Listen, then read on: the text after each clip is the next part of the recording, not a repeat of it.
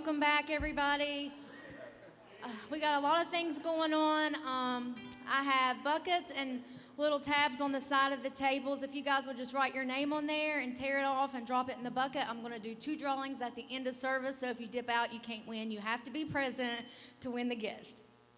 And then I'm going to collect all the name tags to the end of the month. I'm going to give away a free hoodie and a gift card. And if you're not able to go out to eat, I'll get you a gift card to Walmart. So I just want you guys to raise your hands and lift it. We're going to pray over the worship right now. We're just going to, Heavenly Father, through everybody in this room, we stand in agreement that we are here to glorify you and to give you all the honor and all the glory. That it's not about us, it's not about the gifts that you've planted inside of us, but it's here to set ourselves aside to just show your grace and your mercy and the goodness of God and what you've done in our lives. And we're thankful that you're always faithful and you always show up. In Jesus' name. So if everybody wants to get in their worship positions, we're going to honor Jesus.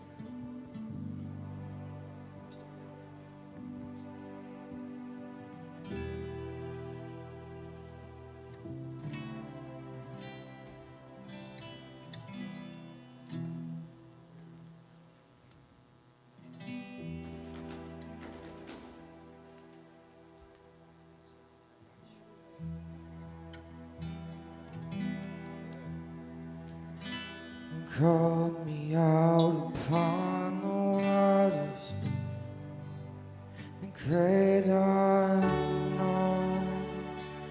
where feet may fail. And there I found you in the mystery, and oceans deep, my faith will stand. I will call upon your name and keep my eyes above the waves and oceans high. My soul will rest in your embrace, for I am yours and you are mine. Whoa.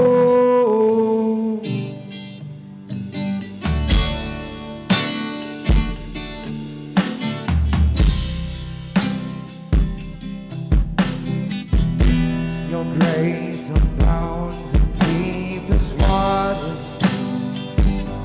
Your sovereign hand will be my guide. And fears around me never fail. You won't start now. And I will call upon your name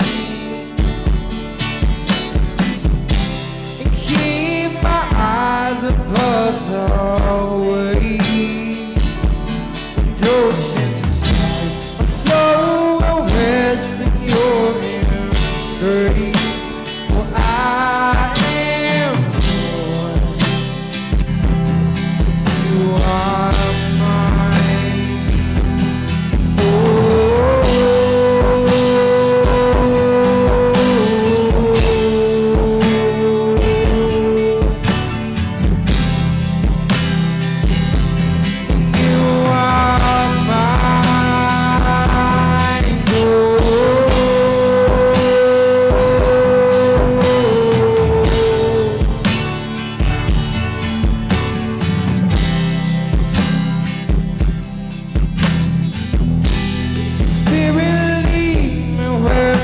Trust is without borders. Let me walk upon the waters wherever you would call me, and take me deeper than my feet could ever wander, and my faith would be made stronger in the presence of my Savior.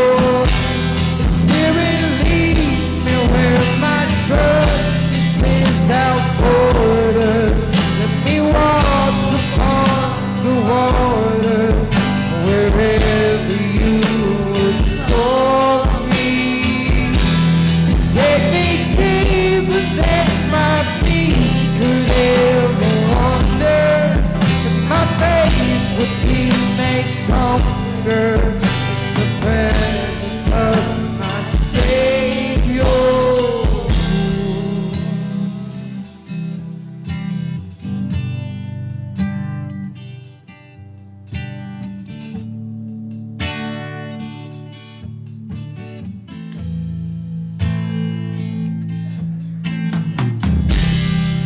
Lead me where my trust is without borders. Let me walk upon the waters wherever you would call me.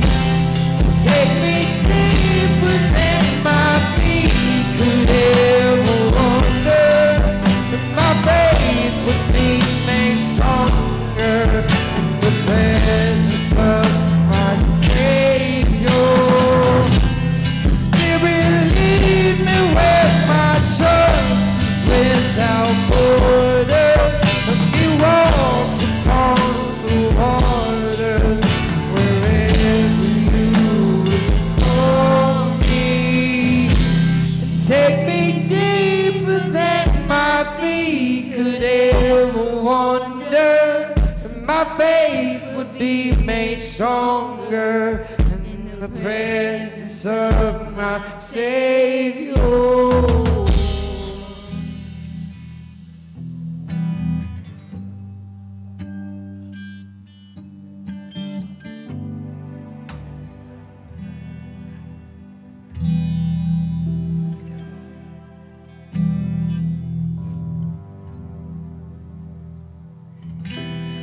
Before I spoke a word, you were singing over me. You have been so, so good to me.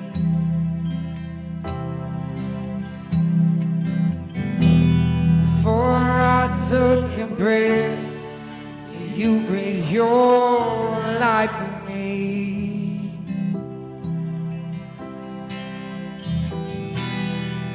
You have been so, so kind to me. Oh, the overwhelming, never-ending, reckless love of God. Oh, it chases me down, fights till I'm found, leaves the 99. I couldn't earn it, and I don't deserve it. Still, you give yourself away. Oh, the overwhelming, never-ending, reckless love of God. Yeah.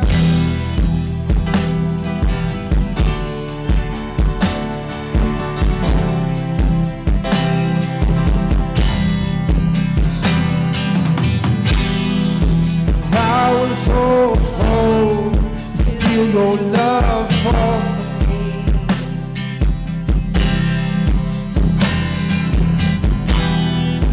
You have been so, so good to me.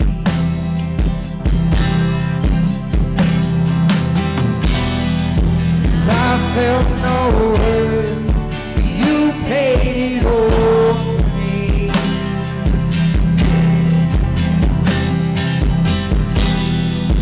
You have been so, so kind to me. Oh, the overwhelming, never-ending, reckless love of God. Oh, it chases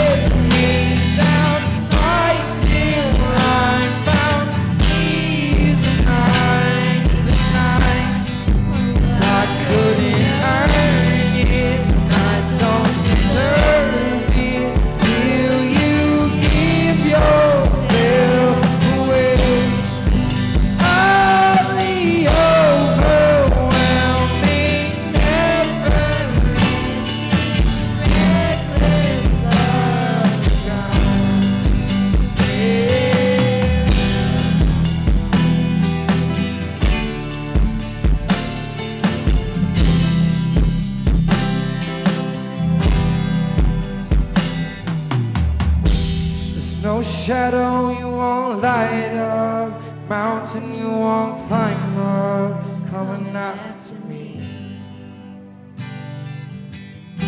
There's no wall you won't kick down, lie you won't tear down, coming after me. There's no shadow you won't light up, mountain you won't climb up, coming after me. No wall you won't kick down, lie you won't tear down, coming after me. No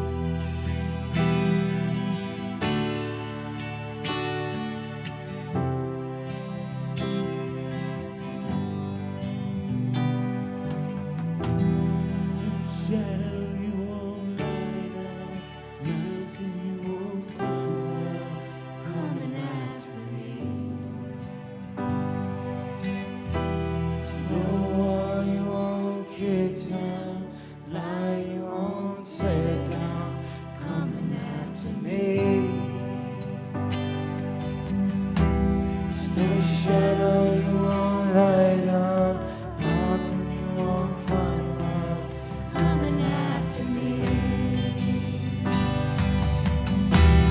No wall you won't kick down, lie you won't tear down, coming after me.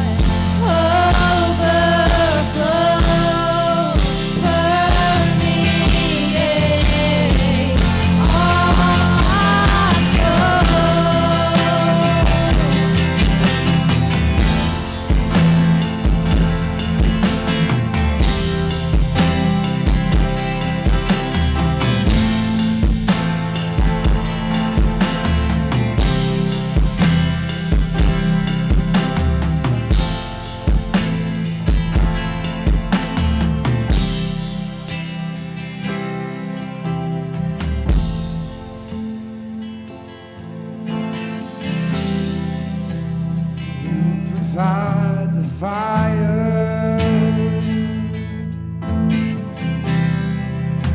And I'll provide the sacrifice.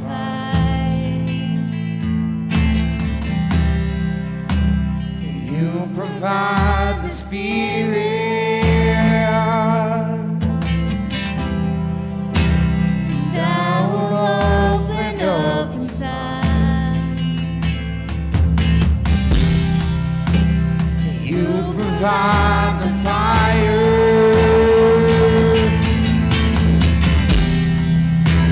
And I'll provide the sacrifice.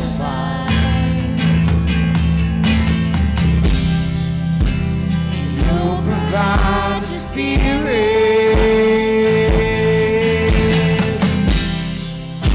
And I will open up inside.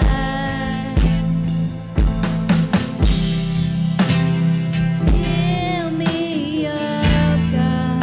Fill me up, God.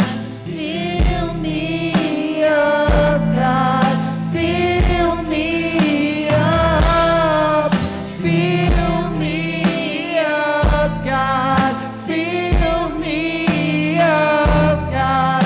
Fill me up, God. Fill me up.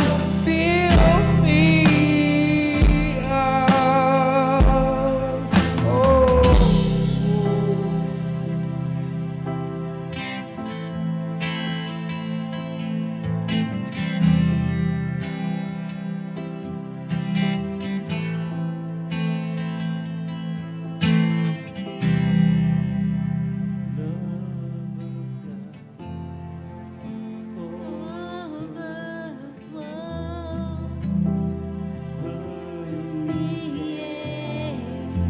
All my soul, love of God, overflow, permeate all my soul.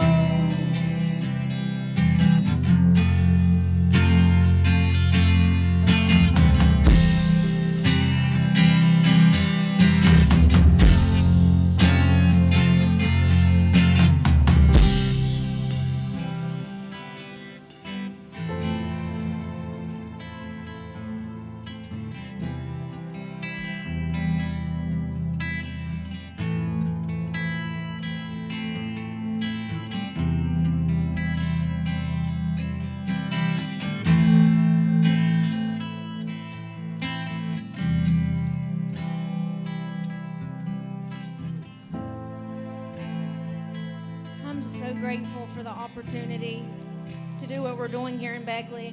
I have quite a few of announcements. Like I said, if you came in late, there's tags on the side. Just put your name in there. We're going to do a drawing. Tomorrow, Miss Lauren's actually having an outreach from 11 to 2 down by the art park and the garage, all his auto from 11 to 2. If you guys want to come down and serve in that area, or if you have anything to donate, just come a little bit earlier. We're beginning giving away clothes and soup, and we have hygiene stuff, and we're just going to pray and love on the community.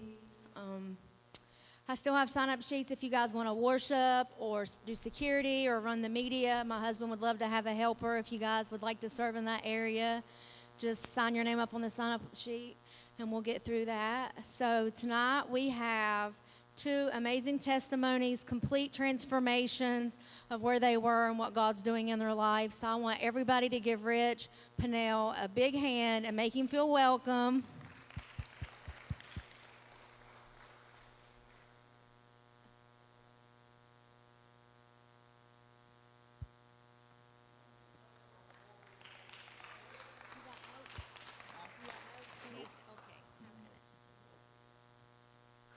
Can y'all hear me? Can y'all hear me? All right.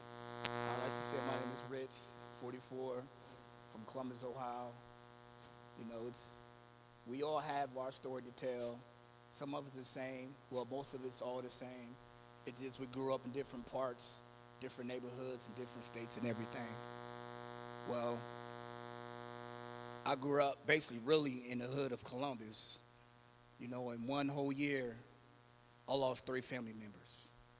But I was real young.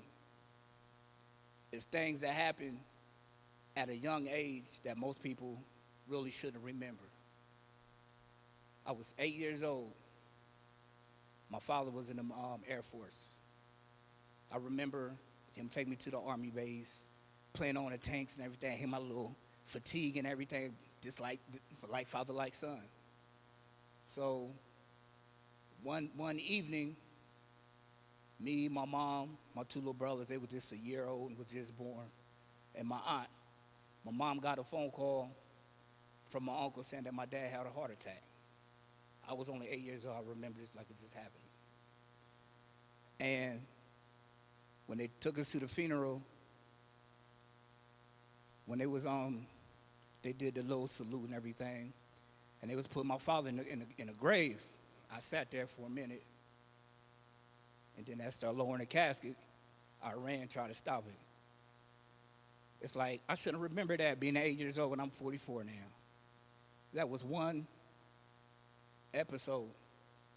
After that, my Aunt Joyce, same year, a few months later, me and my aunt laying on the floor watching TV, we both fell asleep.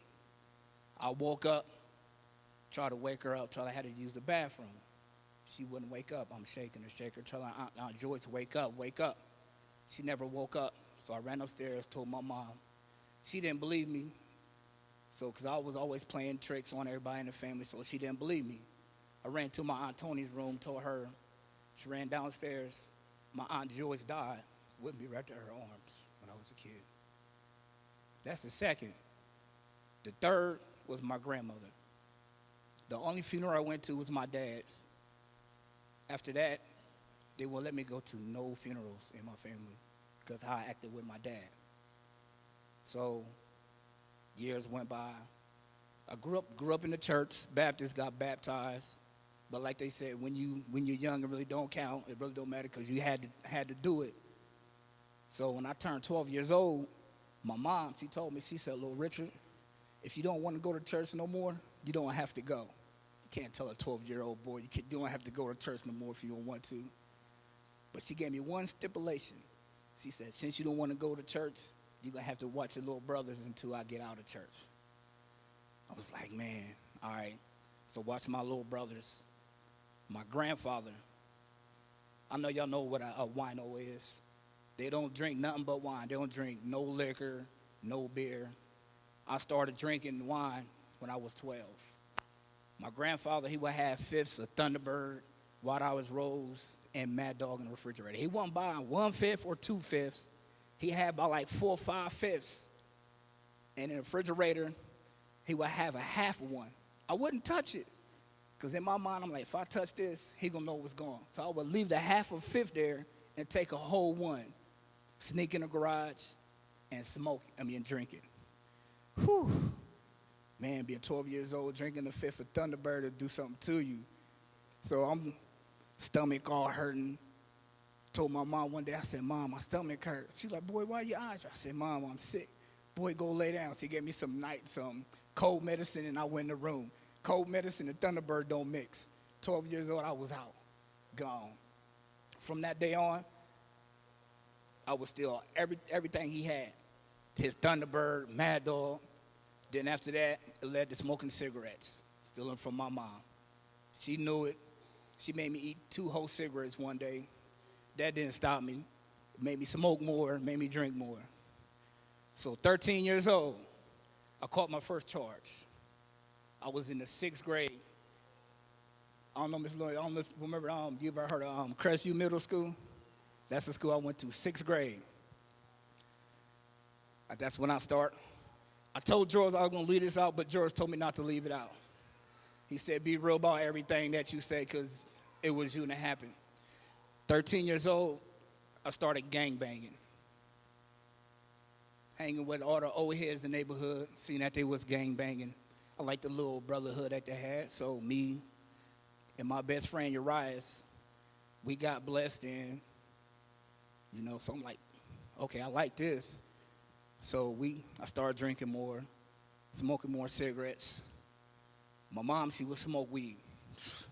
Yep, that's just another thing for me to still and to experiment with. So she would have joints laid out on the table, 3 or 4 of them. I'd take one, go in the garage, me and my homeboy ride. We would smoke it, get high. At the same time, drinking my granddad's wine. And no, still got the half a fifth in there, because I think, man, if I drink this half of one, he gonna know. But if I steal a whole one, the half one, he gonna think he drunk that whole one and had that half one there. So we're doing good. Still smoking weed, drinking, still gang banging. So we would get drunk, go to the other neighborhoods, shoot at other gang members. Gang members shot at me. I'm surprised I have never been shot. As many times I've been shot at, have not been shot. My mom always tell me, boy, that's the angel watching over you, boy. Got plans for you. You better leave that stuff alone. Whatever, Mom. Whatever. I'm still going out here. So to that fact, I know there was a guardian angel looking after me that time. So 1995, 17 years old. My mom wanted me to get me out the gang environment, so she said, boy, we moving to West Virginia. I said, West for what? I said, the west side of Virginia. She said, no, boy, we going where I'm from, West Virginia. I'm like, she's like, it's the country. I said, the country? What kind of animals they got there? She said, they got bears and deers and bobcats. And she was like, you'll see a snake. I said, a snake? I said, nah, Ma, I ain't going to West Virginia. I can't do no snakes. She gonna look at me. She said, boy, you out here getting shot at, shooting people, and you scared of a snake? Yeah, I'm scared of a snake. So the last shootout that I had, I seen my homeboy Carlos get shot in the face. He was standing 5 or 6 feet away from me and got shot in the face. Come to find out, they said that bullet was meant for me. But since he was part of my set, they had both our names on it. So I told my mom, I said, Mom, look, I'm ready to go to West Virginia. You know, so we'll come to West Virginia, meet a whole bunch of my family and everything. All it did was introduce me to more drugs. First time ever doing acid was in Shepherdstown. I took 3 hits, never done it. Was up 2 weeks, tripping. Seeing all types of colors and animals and everything, 2 weeks up. Didn't shower, didn't shave, didn't get my hair cut. Tripping off acid for 2 weeks. After acid, I tried to do pills. I'll say this. I'm the type of person, if I do a drug, I won't do it no more. I was more of an alcoholic than a weed smoker. That was my thing. I loved to drink. By 17, I was a full-blown alcoholic. I can drink. Back then, they had 64 ounces of Coke 45. Big jug like this, and you had to hold it like this to drink it. I was about 14, 15. I'm drinking them straight. Won't even get sick. 17, full-blown. I tried to do pills. Didn't like it. Then I got introduced to ecstasy. Man, ecstasy. Whew, oh, my goodness, had you feeling good. Lasts for hours, too, on top of hours. I took an X pill, and it lasted me for at least like 10, 12 hours. I was like, oh, man, this is good. So I kept on doing acid, ecstasy, smoking weed, drinking. So, excuse me. Turned 18 years old. My cousin Kevin. He had a court date to go back in Columbus, Ohio. I was supposed to went with him.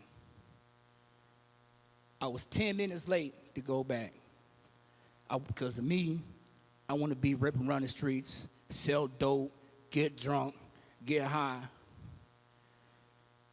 The next morning, I went there. I said, man, where Kev at? They said, man, Green Eyes, man, you late. He gone. I'm like, all right. Left. Went back out, went MIA, missing action. Smoking weed, drinking, doing acid, ecstasy, start snorting cocaine and everything. So I was gone for 2, 3 days. Ain't nobody seen me. Like I said, missing in action. So I'm walking from Sheets with a 40-ounce of Old English and a blunt. Was about to go to my mom's house, get drunk. My cousin Vonda, she stopped me.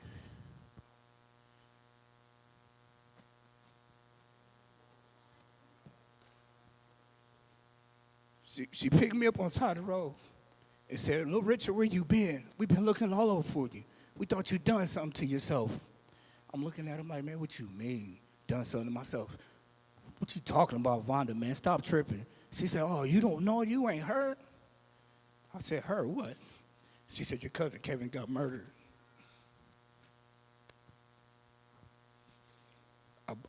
For so long, I blamed myself for him getting murdered because I was supposed to have left and went back with him.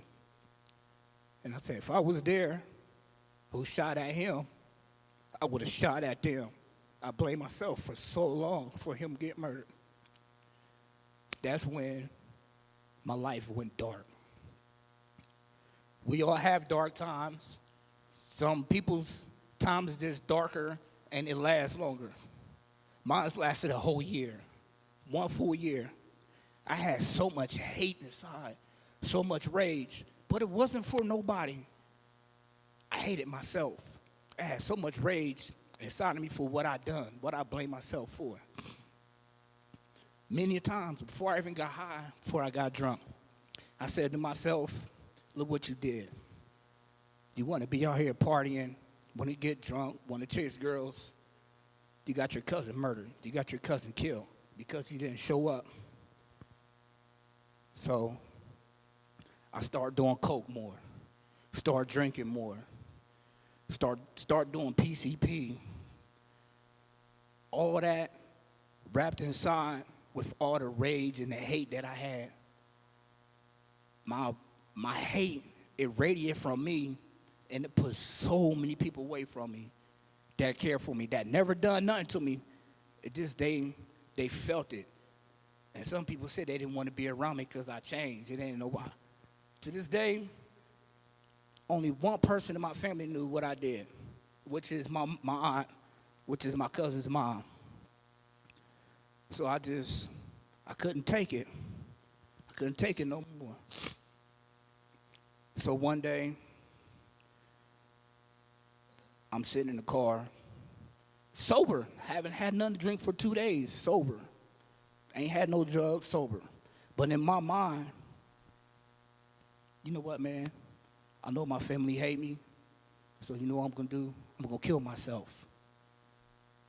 So I know what I done, and I know they're going to blame me for getting my cousin murdered because I supposed to left. I went to the liquor store, got me a gallon of Jack Daniels, went to the Coke man, got some Coke, sat in the parking lot of Berkeley Gardens. It's the projects. I sat in the car by myself. I had over an 8-ball of Coke by myself, done it by myself. The more and more I started drinking, the more and more I started doing Coke. It was that voice in my head. You might as well go ahead and do it now. You ain't got no care in the world now. Look what I done. I didn't kill my cousin. I'm going to go ahead and kill myself. Climbed on top of the building in the projects, was maybe about 6, 7 floors. Got to the top, finished off the rest of my Jack Daniels that I had, and jumped off the building. Because I wanted to kill myself. And I wanted to see it coming. I wanted to see my death come. I didn't want to shoot myself for nothing. I literally wanted to see my death come. But as I jumped, and I got at least 30 feet, maybe 20, 30 feet from the ground, my body turned. I didn't do it. It turned on its own. And I landed on my right shoulder. That's how my right shoulder is messed up. When I got up off the ground, my right shoulder was back like that. I was so high on coke, weed, and liquor, I did not feel the pain. Didn't feel it. A friend of mine named Marcus just came out of nowhere. He said, "Yo, Green Eyes, man, what's wrong, man? Man, what's wrong with this shoulder?" I said, "Man, don't worry about my shoulder, man. I fell down the steps. I need you to step on the pop back in place for me." He said, "Man, we need to go to the hospital." Now, I didn't want to go because I didn't know if I had warrants from how I was living, so I didn't go. I laid on the ground, and I had him stomp on my shoulder to put it back in place. That was the first time. The second time I tried to kill myself, high on coke, PCP, I did every drug that I love to do all in one time. And the razor that the barbers use to shave people's heads with and to shave their necks, I had one of them. The first one I did, across the top. I'm like, man, what I'm doing? This ain't how you do it. So I did it again. Right there. This close to the vein. So as I put the blade in my skin and start cutting, this girl named Nady I used to mess with, she came out of nowhere and grabbed the blade from me. Said, Green Eyes, man, what are you doing? I said, look, if you don't give me the blade back, I'm cutting you too. So she took the blade, she ran out the house. That's the second time I tried to kill myself twice. Because I blame myself for my cousin getting murdered. So I'm pushing everybody away. Everybody, I didn't care. I have no regard for my life or nobody's life. The only thing I wanted to do is be hateful, get high, getting drunk. Didn't want to be bothered. Start cheating on my girl, she left me. All right, whatever. I'll move on to the next one. And that's what I did. Just coke, PCP, acid, liquor, all that. Tried to snort heroin one time. Didn't like it, didn't like the high, didn't like the way it made me feel. Hated it, hated it. Smoked angel dust. Me and my friend sleeping. Smoked angel dust. Didn't like it, hated it, never done it again. So I get locked up. My first bid for conspiracy and armed robbery was drunk. Me being the hype man, the person that I am, we got done watching Set It Off, and we was drunk and high. It was my idea. I said, man, let's go rob a store. They looked at me. I said, what, y'all scared? Y'all sissy or something? Y'all want to make some money or what? They was down with it. We robbed the convenience store, and this chick was with us. The first person get locked up, who you think? The one that came up with the idea was the first one get locked up. Police ran in my mom's house. I was on the couch with my girl, drunk, snorting lines. She told me, she said, baby, the police at the door. I said, man, the police ain't no door. Police, open up. Richard Purnell, we got a warrant for your arrest. I'm in the process of doing a line of coke. Oh, man. Ran to the bathroom, washed it off the mirror. I did it. I got charged with conspiracy to armed robbery. Ended up doing 6 months to 2 years in the Anthony Center. Completed that. I was out a week on probation, a whole week. Violated. Going to the club. Started over. It was like I never left. Right back smoking weed, drinking, doing drugs. I was out 3 years. But the thing about it, my hatred was gone that I had for myself. It was gone, but I was still doing coke, drinking, doing this and that. Out 3 years. Catch this charge. I left West Virginia 2001. Was gone for a year and a half. I told my girlfriend, Shelly, I'm going to West Virginia for New Year's. I'll be back. She told me, she said, baby, don't go. I got a feeling you ain't going to leave. I said, man, whatever. I said, man, you just high, man. You don't know what you're talking about. You tripping, man. You know, there I go. I'm doing coke still. Doctor said that was my thing. Coke, acid, PCP.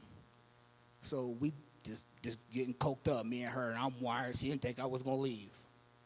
Come back to West Virginia. Go out to the club. Man, this got blasted. Was hammered. I could barely walk. Walking out the club, stomach people carrying me. I just went off on people. Yeah, who wants some? Who wants some? I'm going back to Ohio with a bang. I'm taking somebody out. I'm going back to Ohio with a bang. I don't care about none of y'all. Forget all y'all on this. I'll shoot all y'all in this parking lot. Dude named Gene, he said, yo, get him home, man. Somebody please take Green Eyes home before he end up doing something to somebody. All wired. They took me to another project called Capitol Heights in Martinsburg. I sat on the wall by myself, called my ex-girlfriend Amber, told her to come and get me. She said, hold on. So what I do, sit on the wall, I lace my blunt with some coke and snort the coke at the same time by myself. Dude came up with wanting some coke. We had a little argument. I was like, you want some coke? I said, I'll be back. I'll give you some coke. Hoping that he was going to be gone. I come back, he's still there. We got into an argument, and I shot him in his neck and killed him. So I sat in the regional for 2.5 years before I got sentenced to 15 to life. I asked for a second-degree murder, 20 to 40. The prosecutor looked at me and laughed. Basically, she laughed in my face, was like, no, we're not giving you that. I tried 3 times to get a second degree. They told me, they said, look, you plead out to 15 to life, we'll drop your felony murder charge, your kidnapping charge, and your robbery charge. All them charges carry a life sentence. So I was facing 4 life sentences. Try it one more time. She said, look, this is the last time we're going to give you this deal. So I took it, 15 to life. Had to do 15 years before I seen the pro board. So I did my time. And the whole time I'm in prison, in the beginning, there was weed coming in and people making wine. Alcohol, that's my thing. So the whole time I'm in Mount Olive prison, I'm getting drunk. Every week somebody was making a batch. I was the first one there with a carton of Newports. Yo, let me get 3 bottles, carton of Newports, 4 bottles. Boom. Then I go to the weed man, give him 2 cartons for a box of weed. This is like being at home. I'm still getting drunk. I'm still getting high. You know? So my family was with me from 2005 all the way up to 2008. And I lost contact with everybody. So I'm writing letters. They come back, return to sender. I'm making phone calls. Phone calls come on, talking about the number has been disconnected or changed. So I'm like, all right, out of sight, out of mind. F my family, I don't need them. I didn't need them out there, so I ain't gonna need them in prison. Ain't nothing changed. Still getting high, drinking. So I get locked up and had to do 60 days in segregation. That's when I moved to Mount Olive. That's when I moved from Mount Olive to Huntsville. This whole time, I get in touch with nobody. I enrolled in college classes, was going to get 2 degrees, which I ended up getting both of my degrees. I got associates in applied science and business management and my bachelor's in business administration. But before I got all that, I ain't heard from nobody. 2017, September, with the new phone systems, I got in touch with my family again. So I'm like, okay, they back? I'm back. I'm good. I got my family. By this time, I wasn't drinking as often. I was still drinking, but not as much. So September, finally got a hold of my mom. When I called her, it was like hearing her voice, it lifted a whole mess of stuff off my back, off my shoulders. I got to hear my mom again. I'm the oldest, but I was still her little baby. This is where I'm about to lose it, excuse me. So I would call, and she wouldn't answer the phone. She was like, Brandon, I'm like, nah, Mom, this is Richard. So, oh, you and your brother still sound alike. I'm like, Mom, what's going on? How you doing? She said, oh, baby, I'm fine. How you doing? I said, that. Don't worry about how I'm doing. How you doing, Mom? I'm doing fine. I love you, Mom. I love you. So this is going on for months and months. So one day I call, and another lady answered the phone. She said, who's this? I said, this is Richard. She was like, oh, you Vanessa's oldest son? I'm like, yeah. I said, where's she at? Oh, she asleep. She was like, I don't know what it is. Every time she hear your voice, she perk up. I'm like, what do you mean? Every time she hear my voice, she perk up. Oh, she just gets so excited. We don't never see her answer the phone by herself. I'm like, what you mean answer the phone by herself? Oh, you don't know? I don't know. All right. Hung up with her, called my aunt. I said, Aunt Tony, who's that lady answering my mom's phone? She said, oh, that's her nurse. What you mean that's her nurse? She said, Richard, your mom got cancer. I'm like, how long she had cancer? They said my mom was fighting cancer for 3 years. Ain't nobody tell me. When my aunt told me that, I hung up on her. That hate that I had, it came back, but it wasn't for me. That hate that I had was for my family. my mom sitting dying of cancer. She had to get one of her breasts cut off because it was going through her breast, so she got a breast augmentation.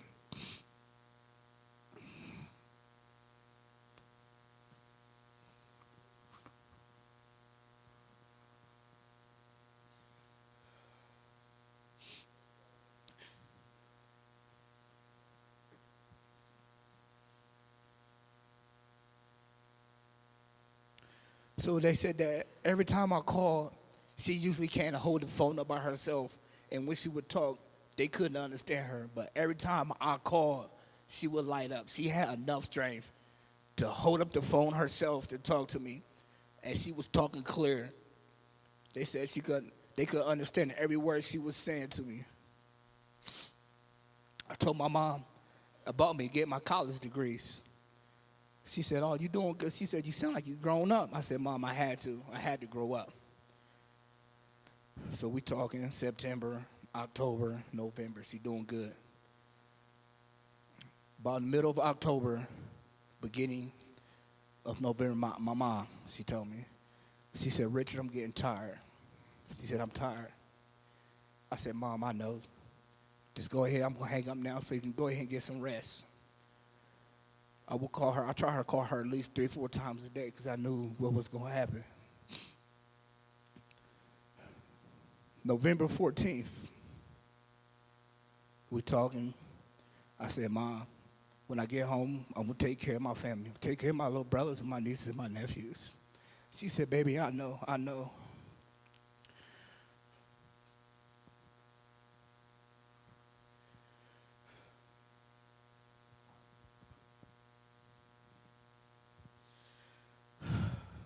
My mom, she told me 4 words. She said 4 words to me before she died. One word in my whole life. She never said this word to me. She said, "Richard, I'm proud of you."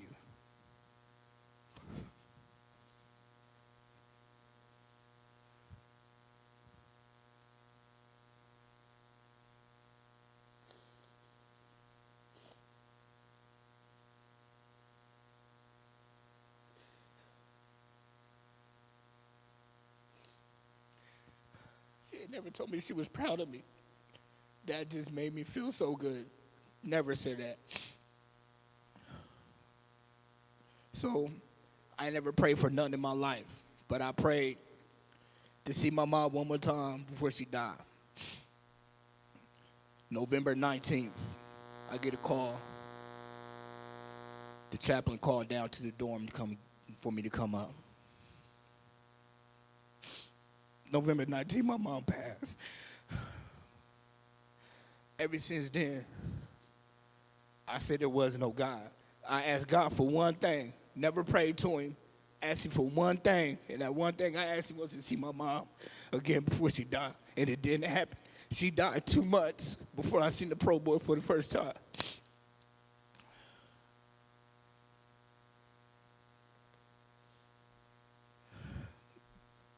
After that, I stopped believing. I told myself, I said, there is no God. If there was a God, all these people got cancer and they surviving. But he had to take my mom. He couldn't let my mom survive. Took her, let everybody else survive. He couldn't let me see my mom one time before I see the pro board. My heart been cold and hard to God for the last 6 years. Will I ever soften up and open it up? Maybe, maybe not. If it is, it's going to take a long time. So that's why being here, I'm not trying to be something that I never claimed to be. I never claimed to be a Christian or claimed to be a spiritual man. But I'm here.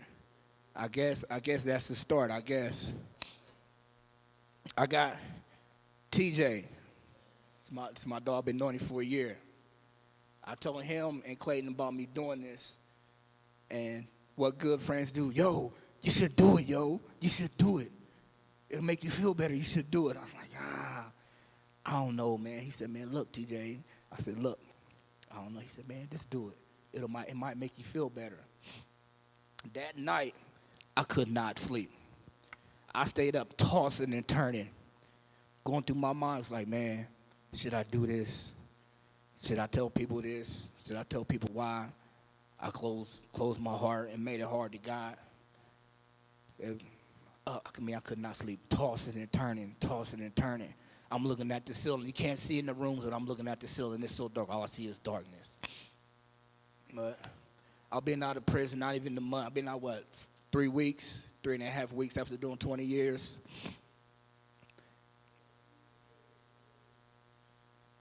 Is it 3 weeks? All right. After doing 20 years, I didn't picture my freedom to be like this after doing 20 years in prison.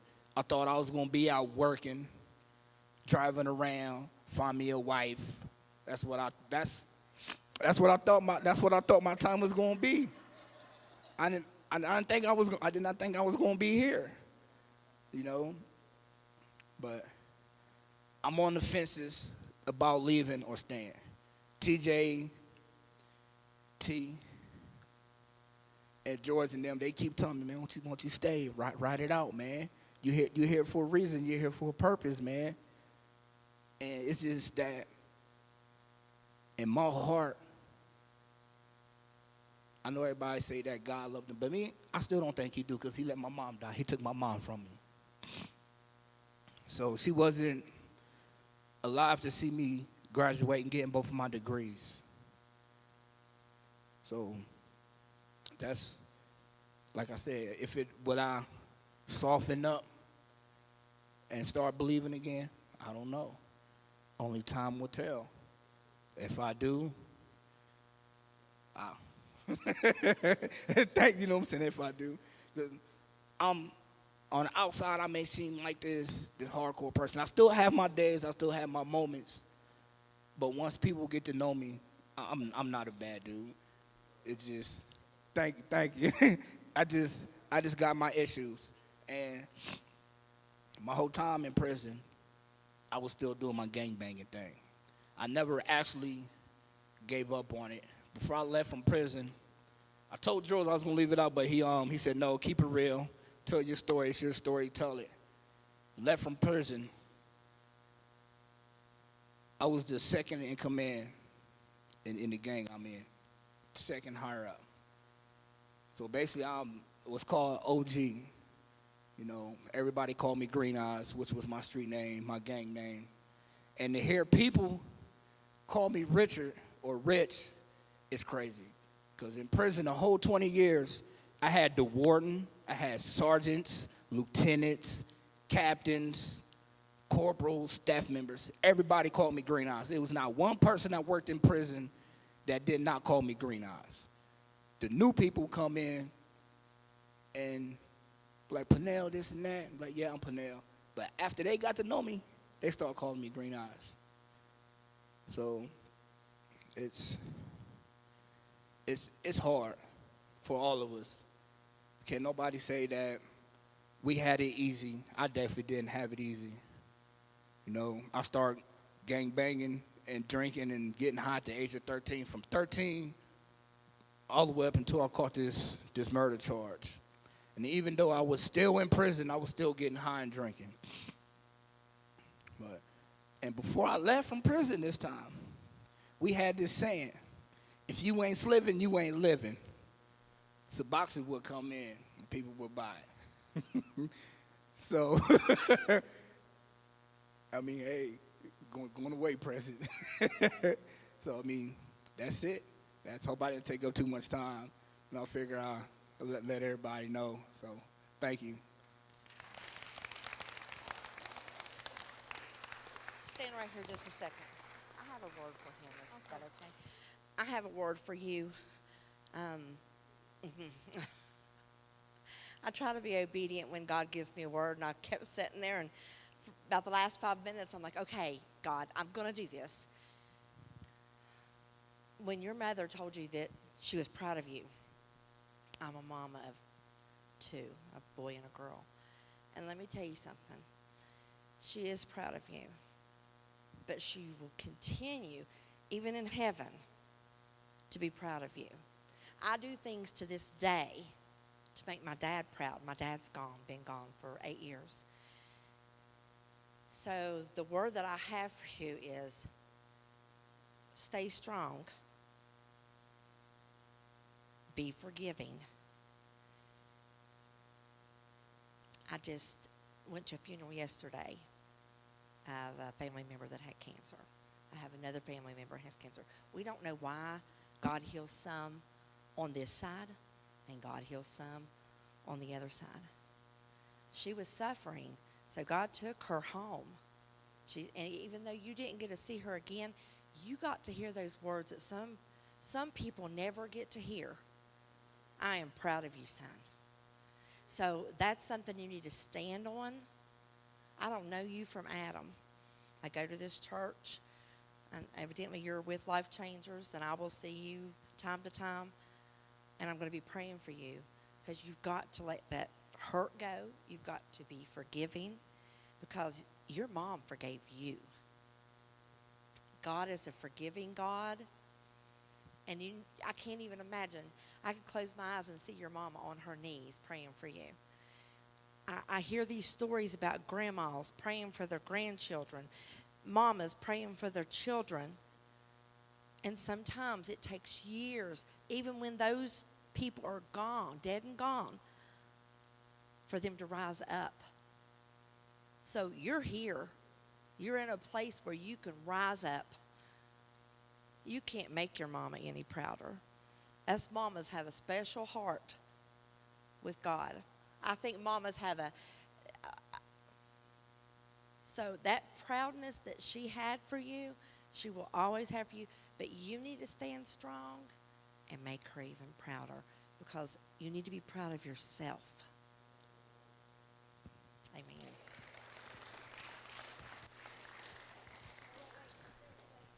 Oh, hold on. Great. One more. Man, it's nice to meet you, man. So last night, a church up in Parkersburg, and I did a sermon. It's so crazy, man. And it was about just being authentic before God, which I just saw you do, man. God's not afraid of our questions or our doubts. It doesn't, it might upset some religious people, but it don't upset God. And he's perfectly fine with that. So with that being said, there was this one part that I preached about, and it was about Paul. And you probably know about Paul, the guy that killed Christians, right? He's like, I was a bad dude. And then he met Jesus on this road to Damascus where he was going to do some more stuff he shouldn't be doing. But the part that I found the most interesting was he was like, had all this amazing stuff happen. And he looked at everybody and he's like, listen, I can't boast about any of it. I can only boast about my weakness. And then he said, and God gave me this thorn in my side. And I asked him 3 times to take the thorn from me. But he didn't take the thorn. What he said was this right here.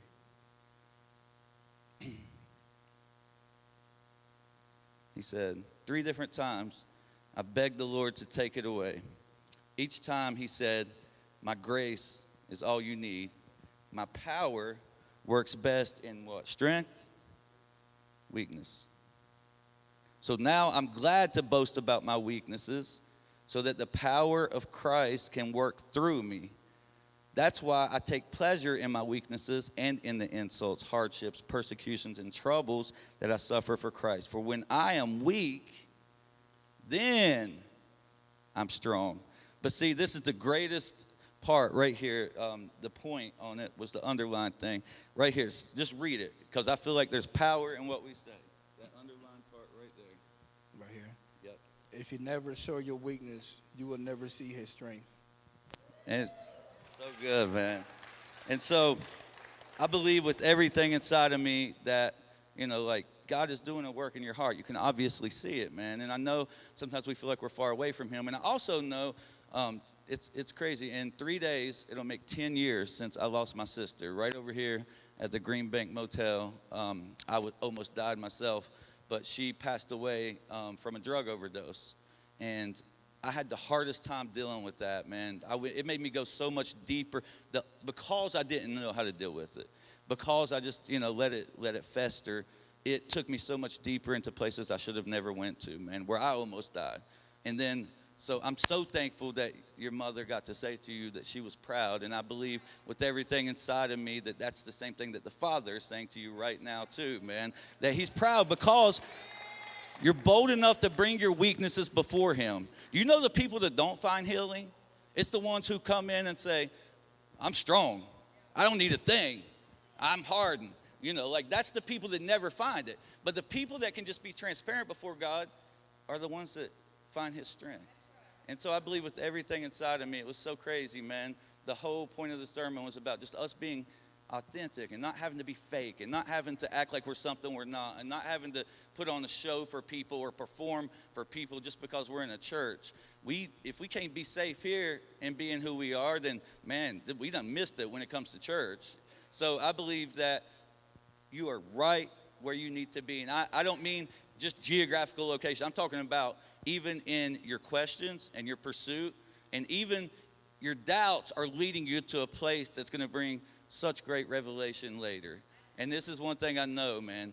Anybody that has the courage to be vulnerable before people, they become the most powerful people in the kingdom of God, man. I see it all the time, all the time. And so in 3 days, when I think 10 years, man, 10 years, I lost my sister 10 years ago. And now, let me tell you what God did with that. So now, my wife and I, we own a Medicaid, Ohio Medicaid, faith-based treatment center, and it's named Angels Harbor, because everything the enemy meant to destroy my family and me, God turned for good. Was it his plan that she passed? No, absolutely not. But did he take every part of that and use it? Yes, he did. And so what was pain at first later became passion. And when I allowed the pain to turn into passion, I found purpose. And it was when I found purpose that I realized, like, God used everything, even the mistakes I made, even the mistakes that she made. Not for a second would I ever tell anybody, like, it's God's plan for anybody to perish. That's not what his word says. His word says it's his desire that we all are whole. We're all healed. But even in those moments when we don't know why it happened and we see God take a broken situation and turn it, it's one of the most beautiful things ever, man. And so I just know this. If you just lean in for a moment, because I can remember I went to Eddie James Ministries. It was down in Atlanta, Georgia. And it was very much a one-year program, you know, a lot like Life Changers. And I just remember going there with all this pain, all this hurt, and all these questions. And when I went, I even told my family, I was like, I'm just gonna go for a few months, and I'm coming back home, you know, because we try to make our own way. And I remember the moment it happened. And so this is what I'm just gonna say to you, man. Just don't be in too big of a rush to make a decision, because I remember my dad. I talked to him about 3 months in. He's like, I thought you was coming back home, and I was like, I don't know if I've never came back home. It's been 9 years ago. I ain't never been back home. So the point was, like, when I could just take my life out of my own hands and say, okay, God, I don't know what's ahead. I had no idea, man. I was living in my car. I went from that to, you know, like not knowing where I was going. But I was just open enough to say, what I've tried hasn't worked. Everything I've tried to figure out has always been a mess. But when I just say, okay, I'm going to just go on this journey for a minute and see where it takes me, I'm telling you, man, I believe God has an amazing, amazing future ahead of you. And obviously, it's obvious you carry leadership. And see, the gifts are without repentance. So you was a leader out there, right? I know you was a leader out there because I can see it on you. So when God gives you something this is the last thing I'm going to say, then I'm going to shut up. But when God gives you something like that, this is one last thing I want to say. I see it on your life. I see the leadership on your life. And so this part right here, I got to say to you too, man.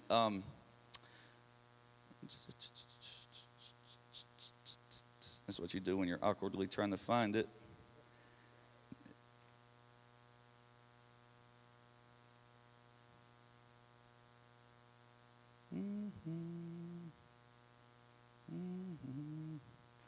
Let's go paraphrase it. So basically what it says is this. It says that if you are a teacher, then go teach. And it says if you are a giver, then give with joy. And then it says if you are kind, then make sure you're kind. And then it says if God gave you the gift of leadership, take it seriously. And so that is the thing, man. He don't give that gift to every person. Leadership is influence. That's all it is, simply. But it's how we grow into that influence and use it that determines everything about how our life turns out, man. So I just want to just declare over your life that, man, you're going to find every single thing you're looking for. And every question that you have, concerning God, you will find. And he will meet you, man. He's already tearing down stuff, because the Bible says that it's, when we share our testimony, man, that it's like we're free by the blood of the Lamb and the word of our testimony. I used to share every night, traveling across America, about my sister passing away. And I'd cry every single night, man. Every night I'd cry. And every night Eddie James would be like, here, tell your story. And every night I would cry. But through that pain, man, it brought healing. And so just keep sharing what God's done in your life, because it's beautiful, man. It's just the beginning. It's only the beginning. Just remember that. I got one for you too, so don't take off. I was taught early on that God can't heal whatever you conceal. And he brought me to Ephesians 5:11. It says, take no part in worthless deeds of evil and darkness. Instead, expose them. It is shameful to even talk about the things of ungodly people do in secret, but their evil intentions will be exposed when the light shines on them, for the light makes everything visible. This is what it says. Awake, O sleeper, rise up from the dead, and Christ will give you light. So we're saying to you now to rise up. None of that old stuff is going to condemn you any longer, that you're going to walk in freedom from here on out, because you are a new man in Christ. So, yeah, that's what he gave me for you. Thank you. So give him a hand of applause. That was so good, so powerful, and so transparent. It's not easy to get up here and just lay down everything in front of people that you don't know. So next up, we have Scotty. So give him a round of applause. Woo!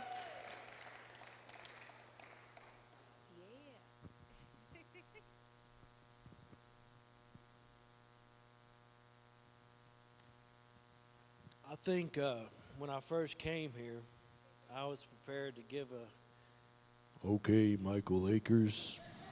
Is this better? I was prepared to give a long testimony, but after hearing the events and hearing your testimony, I believe that the Lord was already orchestrating. That I shared with her today, there was a tree that fell on a trailer in the trailer park that I kind of oversee as far as maintenance goes. And the name of the tree company was Trinity Tree Removal. So I'm not going to go into my entire testimony. I'm just going to tell you what the Lord wants you to hear. My mom actually died from a drug overdose, 64 years old.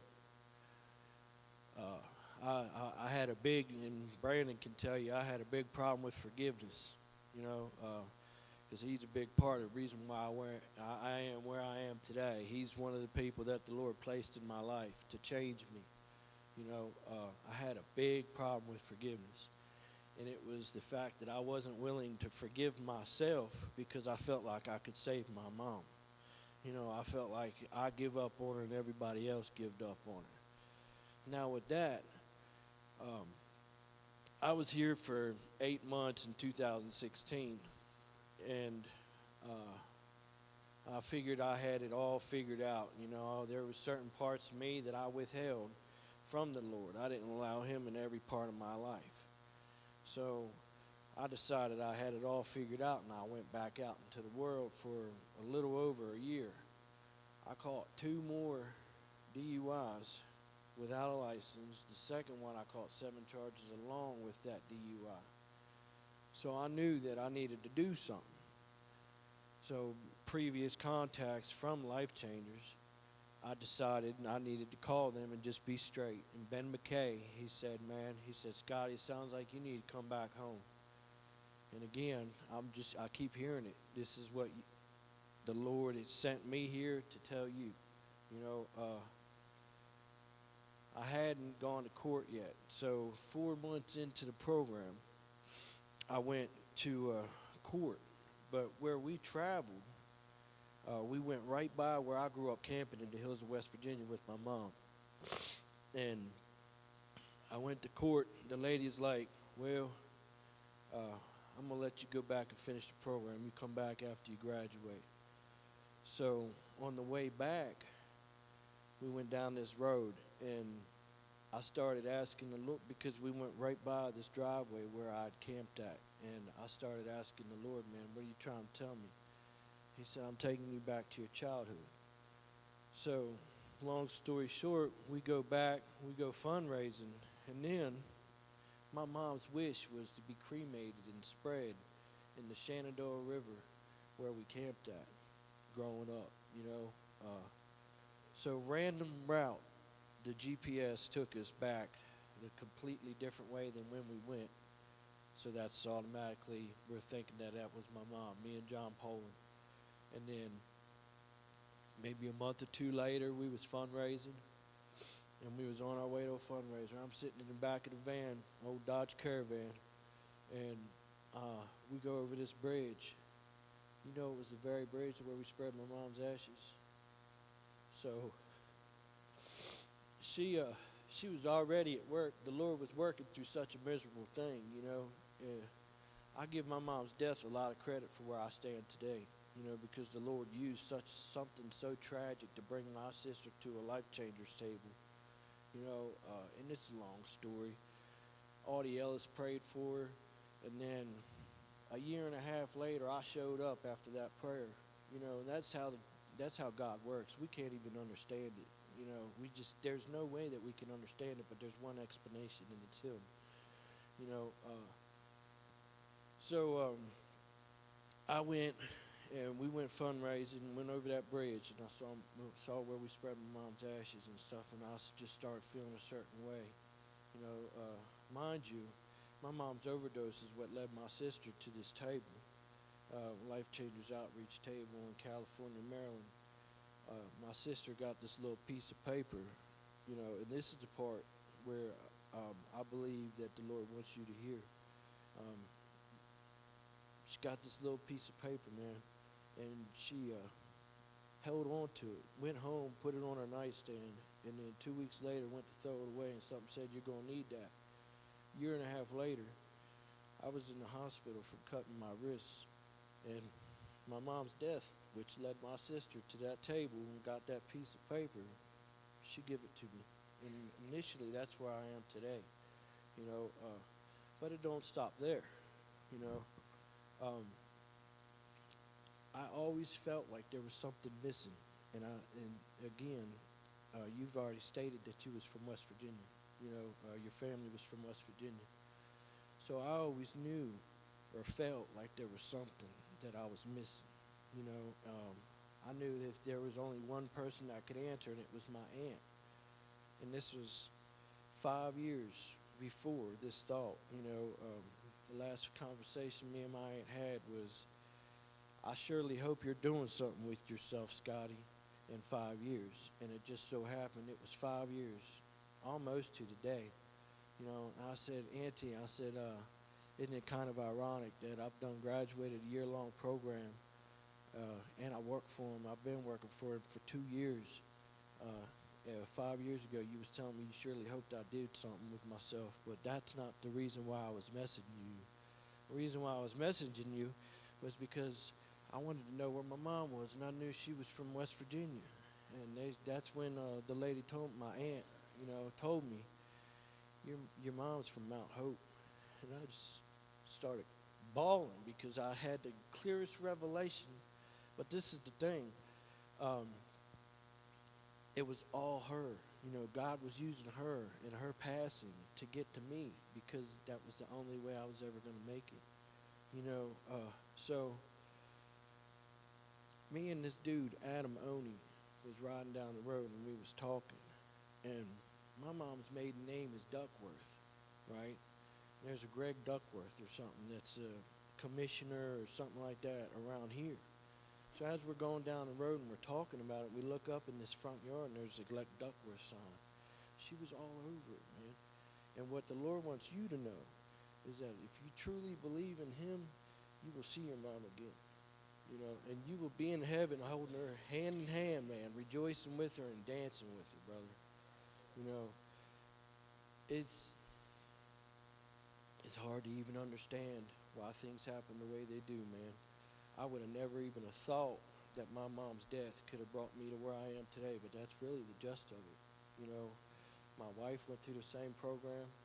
I had 3 kids in addiction. I wasn't a father to none of them. I'm 46 years old. My wife's holding my 10-month-old baby, man. You know, I get the opportunity to be a father and experience it truly because, you know, that's just the way he works, man. We don't understand it. And I can promise you, with every bit of the Jesus that lives in me, man, at some point your mama was praying for you, and that's why you're here. You know, and it ain't nothing you did wrong. You know, it's just I'm here because somebody was praying for me. And what your life is going to do is your life is going to help other people. And that's really what it's about, man, is our sufferings ends up helping somebody else. You know, in order to get the message, you got to go through the mess. You know, and I have no doubt that that's the reason why I was here. It wasn't to go into a drawn-out testimony or anything. I was molested and raped by a dude when I was a kid. I was molested by a female babysitter. I was abused from 2 to 18. I lost my mom to drug overdose. I lost my dad to alcoholism when I was 16 in juvenile prison. I lost 3 aunts to drugs, 3 cousins to drugs, my oldest sister to drugs. That's not nothing compared to what the Lord is trying to tell you right now. You know, there's no doubt in my mind, man, that he brought me here just to tell you, you know, the story about my mom and to give you hope and encouragement that she's the reason why you're here.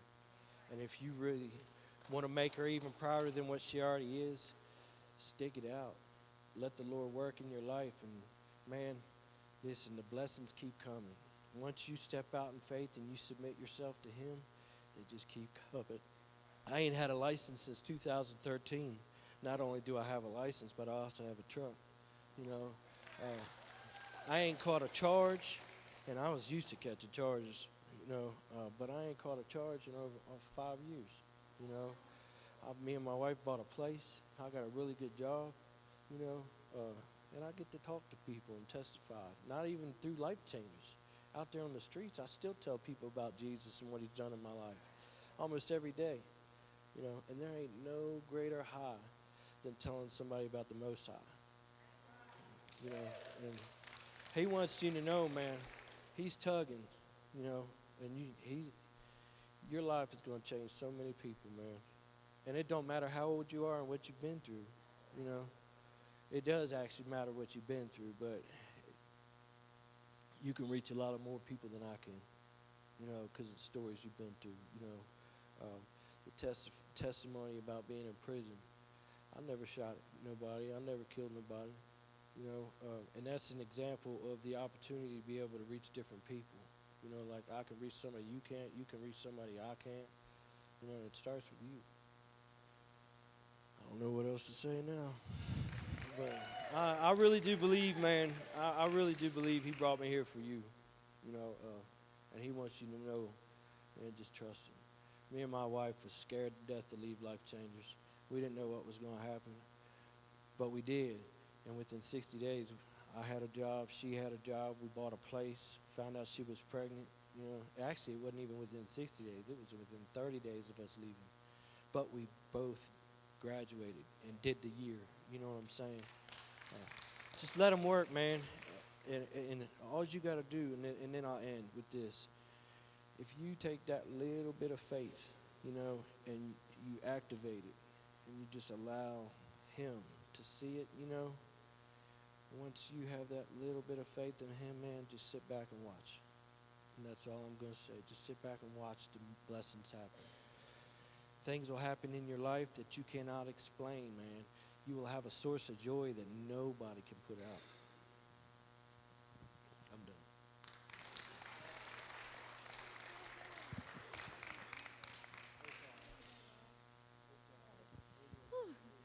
Yes, that was so good. On time word. I feel like Rich really just opened a door for healing. I feel like a lot of us have just been concealing things from the Lord, and we don't understand why we're not moving along faster or why we're still stuck and complacent. So we're just going to, if Michael plays some worship music, I'm going to open the altars. If you guys want somebody to stand in agreement with you, just come on up. There's no judgment here. The altars are open, and just lay it down. at the altar. Just lay it down at the foot of the cross, and you just reveal those areas of your heart that you've closed off and remain hidden, and just watch God flood and move in your life. So Heavenly Father, we just give you this time. Holy Spirit, come, have your way, and just reveal what they need to reveal to you, Lord, so you can come in and heal those areas of their heart and just do what you always do. In Jesus' name.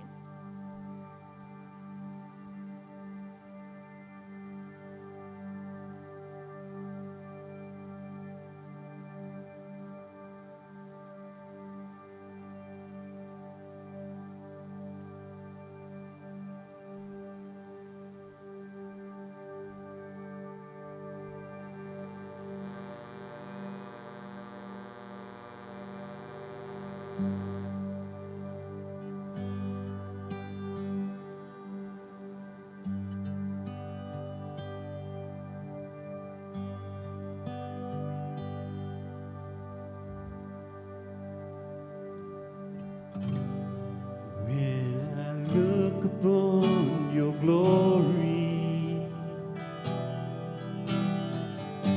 I see your love begin to shine. Love so deep it's never ending. A love to stand the test of time. Your love, it overwhelms even the hardest hearts. So set a fire down in my soul to see your will be done.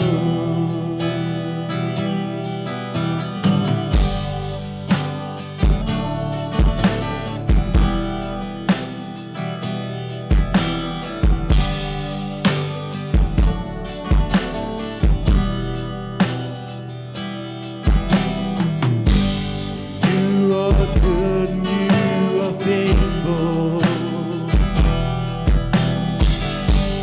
As you teach me your way, still small voice speaks to my heart as I pour forth your praise. Your love, it overwhelms even the hardest heart. Set a fire down in my soul. See your will be done.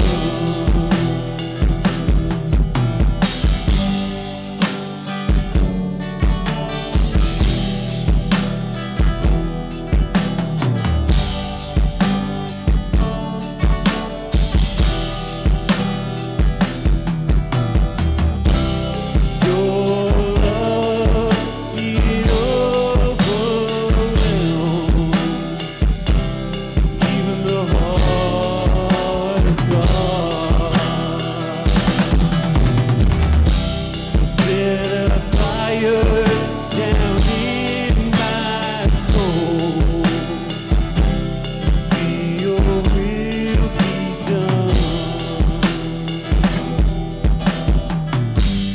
You have shown me favor time and time again.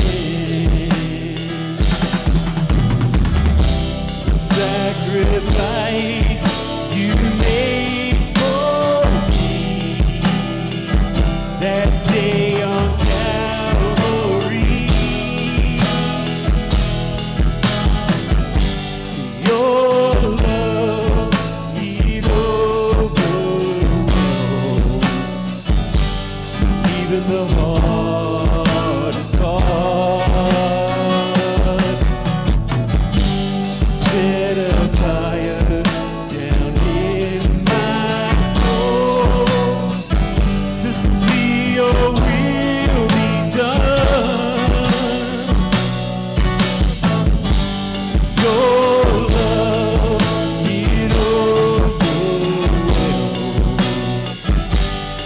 even the hardest heart.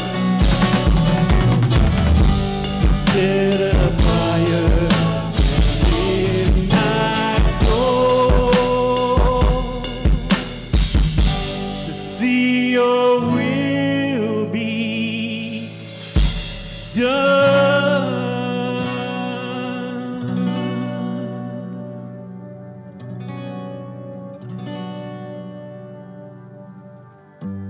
All right, who's ready for the drawing? You want to win? You want to draw the name? Come on. He was like, I don't know if I want to come up here. All right. Oh. It's a small one. Oh, just one. Well, somebody pulled the sticky off that one. It was a trick. The first winner is Richard Pinnell.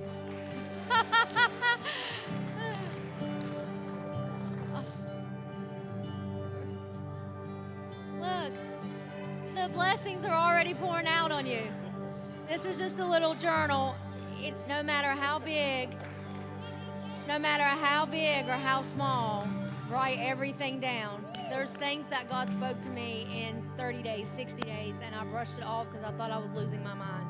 And I'm seeing those words come to pass in my life today. 4 years, seeing them come to pass. So no matter how big or small, write them down and watch God fulfill them. Amen. Woo! All right, one more. Yeah, come on.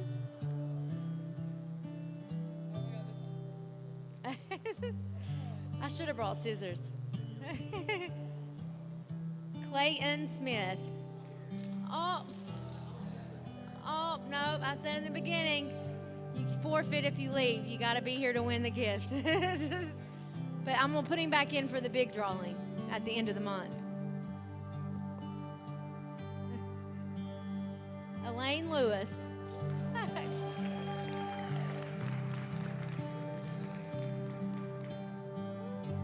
Here's your little journal.